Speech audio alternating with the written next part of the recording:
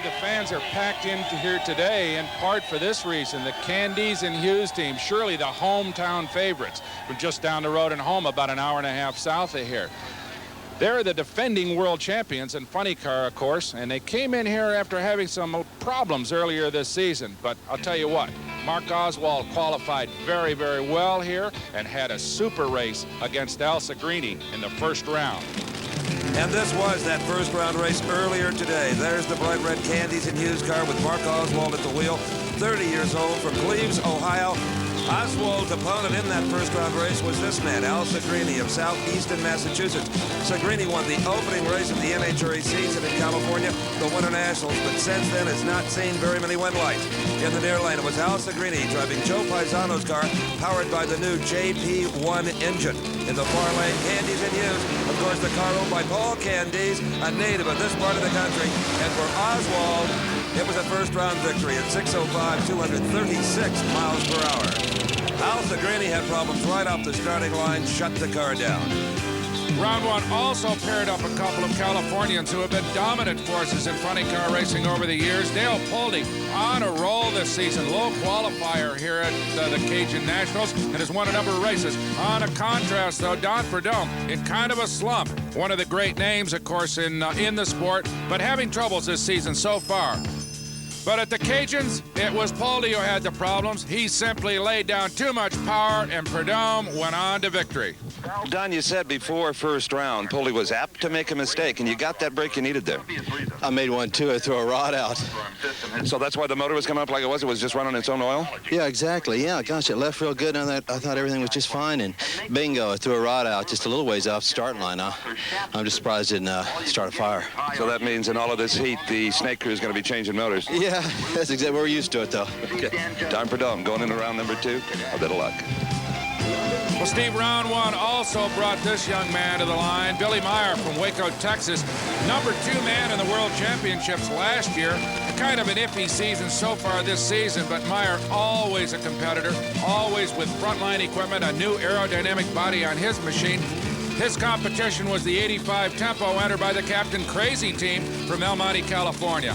The driver of the Bill Dunlap-owned car is Ron Correnti from Otterbein, Indiana. The latest in a long list of drivers, and at the finish line in qualifying, Correnti might have wished he hadn't applied for the job. Look at this, Brock, it just lit up. The engine blew, that is fuel and oil trying to burn the tires and the parachute off the car. Well, fortunately, the chute stays intact, and that's helping to slow Ron down. Otherwise, he could have been in real trouble. He also manages to keep the car straight. Notice not a lot of fire in front of him, so he can pretty well pilot the car to a stop. Correnti deployed the onboard fire extinguishers, and that, coupled with the 5-layer fire suit that is required in NHRA competition, permitted him to walk away from this bad fire. But you have to wonder how he was able to get this automobile ready for competition. Prior to round one, Steve stopped by his pits to talk to Ron about the problem. Well, about 18 hours ago, after his qualifying run, a very discouraged Ron Correnti didn't see himself racing today at the Cajun Nationals. And, Ron, I know you've been up all night. It still looks like the bottom of somebody's barbecue, but you're going to race, right? Yeah, we're going to race for sure. We got it all back together now, and we're going to be in there in round one. How about mentally? Oh, I'm up for it, yeah. It's we kicked the rod out. I've been through this before, and I'm ready. Well, I know a few years ago you blew the body off at Gainesville. Those are pretty frightening moments. I'm surprised you come back that quickly. I must be getting used to, like, driving in the dark. Well, good luck. Thank you very much. Well, the paint was scorched a little bit on Correnti's Tempo, but otherwise, with a fresh engine, he was ready to go against one of the strong runners, Billy Meyer. In round one competition, it was a wild one right from the start. Meyer crosses the line. Correnti gets sideways, almost hits the fence, and pulls it out at the last second. Now, Correnti had no idea Billy Meyer had crossed the center line. He was too busy driving his own race car. And boy, did he handle this machine. Now watch Meyer, the Ford Mustang, in the right hand, the far lane. Meyer will definitely get over that center line, but Correnti, he's got his hands full as well. Correnti continues to impress me, Brock, as a race car driver. I think he can drive just about anything. Well, they were both headed for a collision at the center of the track until finally Correnti got sideways a little bit and then aimed it at the fence. In the meantime, Meyer straightens it out, but he is already disqualified for crossing the line. So it was Correnti in that first round victory. Well, for Ron Correnti, if anything's worn out in this car, it's probably going to be the steering wheel. Boy, you had to use it. Oh, I'm telling you, she's slippery out there. Well, I know you were trying to stay out of Billy's lane the best you could, and you managed. And Billy was in mine, too. I mean, we were knocking on the door.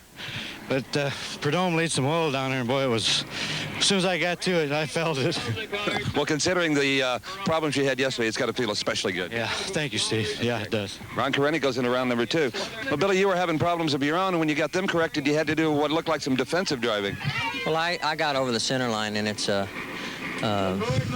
I could have gone ahead and probably won the race and stuff, but it's just too dangerous right beside him. And they got a rule that you don't lose until the tire crosses completely over the center line, which that means half your car is over the center line. So theoretically, I could have, driven down the racetrack, but that's not the way to do it. Good a game try, my man. Thank you.